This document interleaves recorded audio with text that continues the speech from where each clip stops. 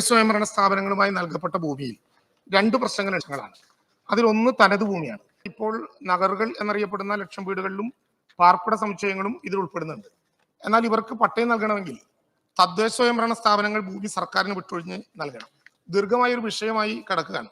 സർക്കാരിന്റെ അനുമതിയോടെ വിൽപ്പന മൂല്യം കൈയൊഴിയണമെന്നാണ് വ്യവസ്ഥയെ പറഞ്ഞിട്ടുള്ളത്. സർക്കാരിലേക്ക് കൈയൊഴിയാമെന്ന് പ്രത്യേക വ്യവസ്ഥയില്ല.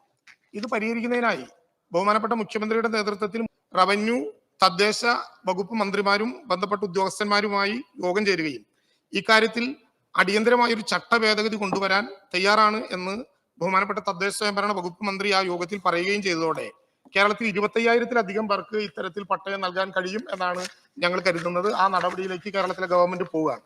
സാർ, രണ്ടാമത് സർക്കാരിന്റെ ഉടമസ്ഥതയിലുള്ള മേച്ചിൽപ്പുറങ്ങൾ, ശ്മശാനങ്ങൾ, വണ്ടിത്താവളങ്ങൾ തുടങ്ങി പൊതു ആവശ്യങ്ങൾക്ക് നീക്കിവെച്ചിട്ടുള്ള സ്ഥലങ്ങളുടെ നിയന്ത്രണാധികാരം ഇപ്പോൾ തദ്ദേശ സ്വയംഭരണ സ്ഥാപനങ്ങൾക്കാണ്.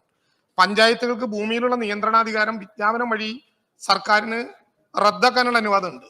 പക്ഷെ സാർ, പഞ്ചായത്ത് കമ്മിറ്റികൾ ഇത്തരത്തിലുള്ള വിജ്ഞാപനം പുറപ്പെടുവിക്കുന്നതിനായി പ്രമേയം പാസാക്കി NOC-യുമായി അത് തദ്ദേശ സ്വയംഭരണ വകുപ്പിലേക്ക് അയക്കണം.